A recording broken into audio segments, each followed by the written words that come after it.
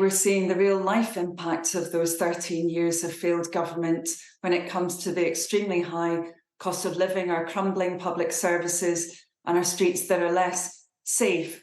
Ultimately, of course, Labour does take responsibility when there have been failings. I've been determined, as has Keir, to make sure, for example, that we've rooted anti-Semitism out of the Labour Party. We've taken decisive action to do that.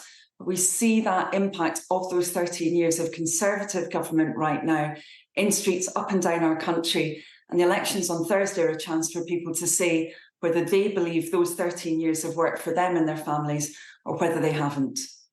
But if you've been successful in rooting out anti-Semitism in the Labour Party, how come it was only 2 weeks ago that Diane Abbott had to apologise for a letter that she wrote? Well, actually, again, you see the difference, because immediate action was taken. It was an appalling letter, and it's quite right that Labour immediately moved to suspend Diane Abbott. There's no place for such views to be propagated by any individual, and that's why we acted speedily and decisively. But more broadly, this inflammatory style of campaigning, are you comfortable with it on the run-up to the local elections? Well, I think actually it reflects what we've seen taking place in our country. I've been speaking with people from Swindon to Sunderland over the last few weeks and talking with people about, for example, community safety, what's actually happened to them, to their families, the fact that increasingly criminals are getting away with crimes, some of the most heinous crimes including in that. I work particularly on women and equalities issues, obviously. If you look at what's taken place with domestic violence, we've seen reports of domestic abuse doubling since 2015 and convictions actually halving during that time. Something has gone badly wrong, and it's absolutely right that Rishi Sunak is held accountable for that as the leader of the Conservative Party. But as Keir Starmer, therefore, should be when he was Director of Public Prosecutions for people that didn't go to prison for committing crimes. Well, actually, Keir Starmer, as DPP, took enormous action to deal with criminals, to make sure that there was tough action. And in fact, I've seen some of the people who he worked so hard to protect, who've been very clear that he went the extra mile within the legal parameters that existed at that time to get justice for people. And that's been particularly the case with women. Some of those who he supported after there had been truly appalling cases of stalking, for example, sustained abuse, and Keir Starmer was determined to take action then. That's why he's so clear that when Labour comes into government, we're not going to have just a short-term, sticking plaster, gimmicky approach to rooting out those kinds of crime. We're going to have a mission that will have violent crime, a long-term mission, and that will include halving violence against women and girls. He's really determined to achieve that change.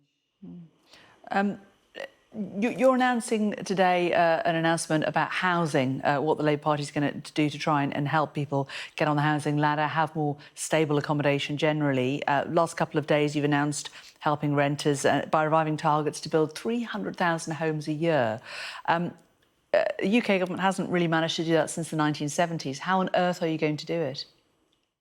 Well, unfortunately, we've seen really things going backwards very, very speedily since decisions taken by Rishi Sunak and the Conservative government. So we've seen, obviously, many people's mortgages going up massively, that £500 a month Conservative penalty for many first-time buyers because of the disastrous mini-budget last year. But we've also seen, because of Rishi Sunak's decision, driven, it seems, by trying to appeal to Conservative members to rip up those targets, as you said, we're now likely to see the lowest levels of house building actually since the Second World War. This is a terrible situation. How are you going to get 300,000 homes built a year? It just was an extraordinary number.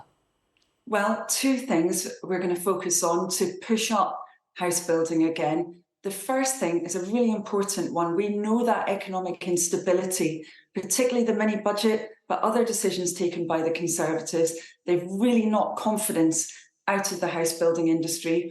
We will have a stable approach to managing the economy. Rachel Reeves has set that out time and again with clear fiscal rules. And that will create that much more stable economic context. And secondly, we would not be scrapping that target, as Rishi Sunak did, with nothing to go in its place. We'll work with local areas, make sure that we have those targets that reflect local need. That will then drive house building in those areas. You know, people really need to ignore see the people who don't want, you know, big housing developments on their doorstep, you know, dubbed NIMBYs. But are you essentially saying that they're just going to have to suck it up, that these homes will be built? Well, we need to see a planning system that actually responds to local needs. You know, we've set that out time and again. And again, the Conservatives have been really unclear here about what they want to do around planning. They suggested that local communities would have no role in planning at one point. So planning does need to produce those communities that are stable, that work for local areas. But you know, let's just think about the reality for so many people in housing need right now. We've already got a situation where people are paying a record amount of their income after tax in rent. 42% on average of people's income after tax is going in to the cost of their rent. That's a huge amount. We've got the age at which people are able to buy a home going up and up and up. Under the Conservatives, it's now at 33 years old, the average age at which people are able to start getting on the housing ladder for those who can. And increasing numbers simply not able even to look at that as a possibility.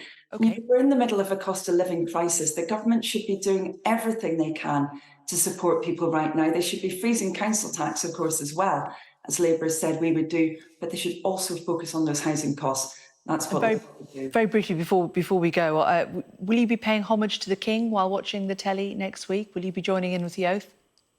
I will be personally, because I think that the King and all of those working with him have been really determined to create a ceremony that's going to be very inclusive. You know, I think it's wonderful there's going to be representatives of different faiths taking place, that there's going to be representatives from all parts of the country, and quite a lot of, you know, everyday heroes, as I understand it, involved in that ceremony. And I think we're all keen really to commemorating this momentous occasion together.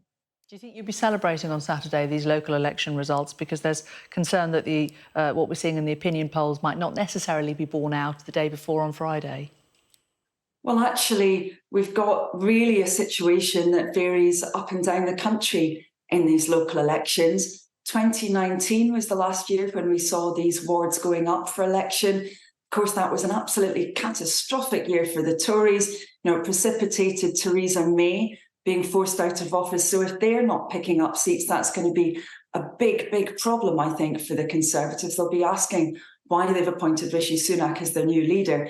For Labour, though, it is quite different. You know, we didn't have that kind of a completely catastrophic situation. We have got different dynamics in different places, but I'm looking forward to us picking up support in those areas that we need to win on the road to a general election. You know, I think when people hear about Labour's choices, the fact that we would be cutting the cost of living, we would be cutting crime, we would be cutting waiting lists, actually they do want to be supporting that change in communities up and down the country.